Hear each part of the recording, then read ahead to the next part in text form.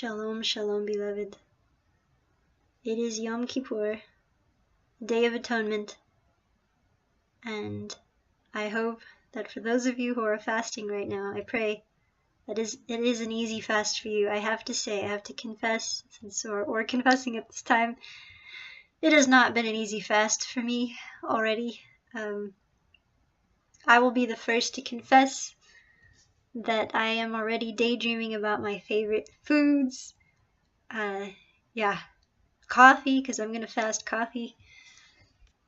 Yeah, that's pretty sad, but it's true. I mean, it's just the truth. My sister, she once said, something like, why do we fast? I mean, with fasting is supposed to help, it's supposed to be for us to pray and everything, to meditate and on Hashem, and all we can think about is food. I was like, yeah, that's true. I mean, it seems to be, but for me, I start to think about the food, yes, but then I start to think about, what I'm really fasting for, who I'm really fasting for, and then it's a blessing, because then I do have that time of prayer and pray all the more as I remember why I'm doing it, who I'm doing it for, and yeah. So yes, you want to know about Yom Kippur. It's a time of fasting, repenting, returning to God, returning to Hashem, and it's even more beautiful for those of us who know that Yeshua is the Messiah. We know that He's made atonement for us, and we know that that us in our own power, we can't make atonement for ourselves, and really because of that, we have a greater responsibility to walk in His light and to be the light that He's called us to be to the world, and taking the good news, the message, the truth, as it is written, to the Jew first and then to the Gentile, but yes, to the world, to everyone, ultimately. And yes, so this is, so a time of repenting, time of returning, and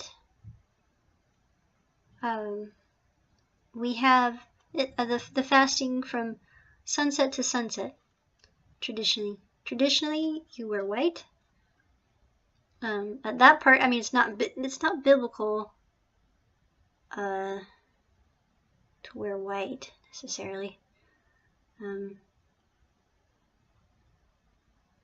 but it's traditional to wear white for this time, and to not wear leather, because leather is considered something comfortable, and it's really a time to die to the self, which, I mean, that's what we're always supposed to be keeping in mind, not just on this feast, not just at this time, but that's what it's all about, to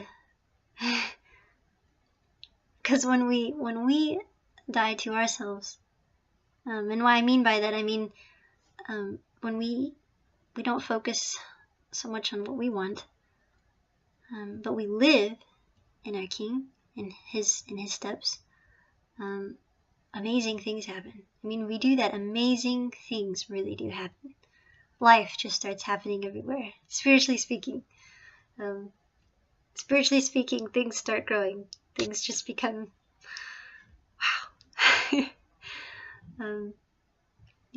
I have to say that some of the times when I have felt perhaps myself getting ahead of myself, thinking too much about myself before, I don't know, getting nervous about some of the times when I have gone to sing places.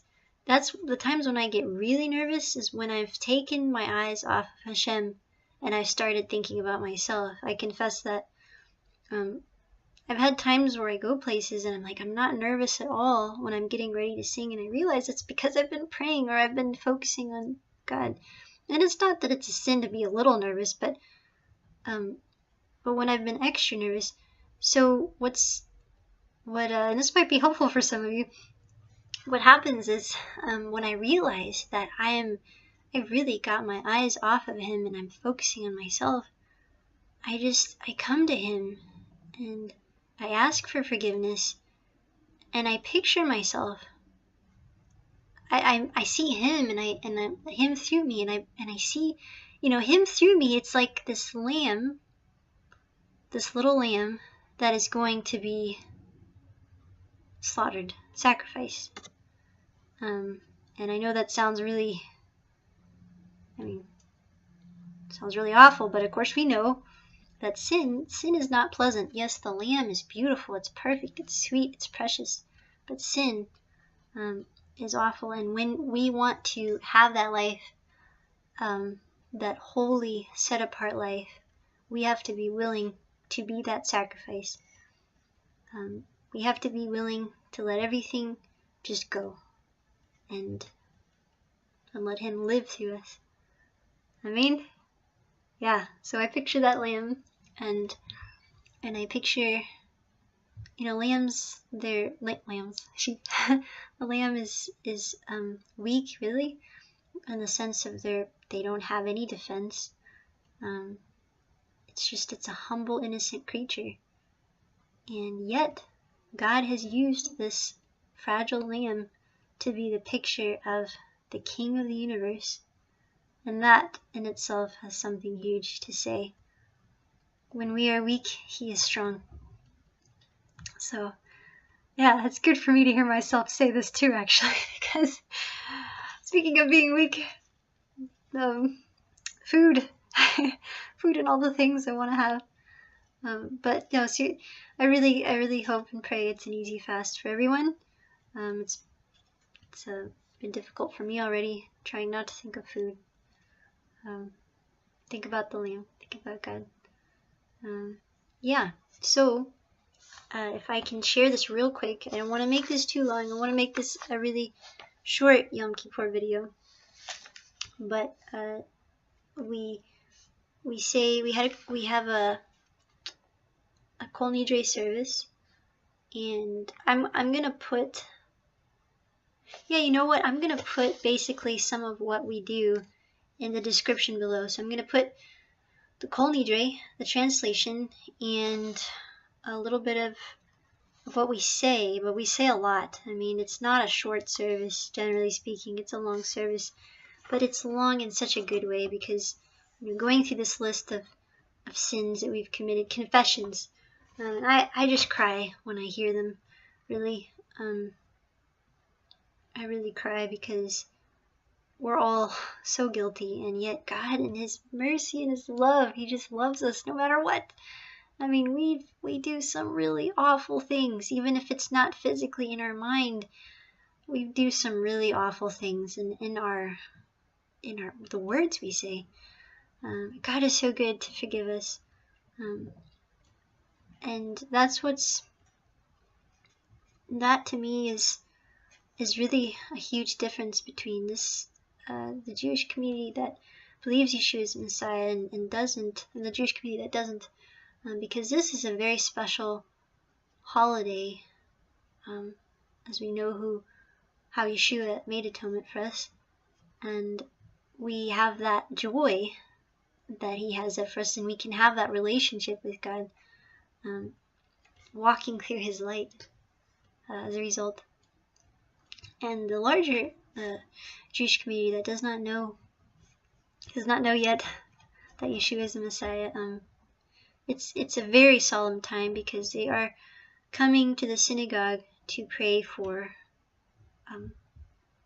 to really pray for their soul, and not just confessing sins, but there's like an uneasiness. So I rejoice that Hashem has given us peace, and I pray during this time certainly for all of Israel, that all of Israel would be saved through the sacrificial blood of Messiah Yeshua. Yeah.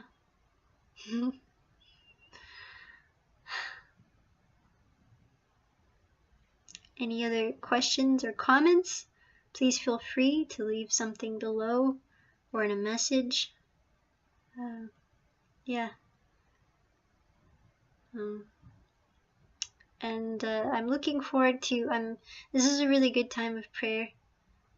I'll be praying for people, things, and also asking for forgiveness. Be praying for Israel. But I am also looking forward to when we break the fast. It will be a beautiful celebration. We usually have everybody comes together and we have, yes, food, delicious food, and rejoicing. And we rejoice that Yeshua is with us. Amen. So blessings to all. And, I was going to say this too, don't feel obligated, of course, to, if you have, I see this come up a lot, medical issues for fasting.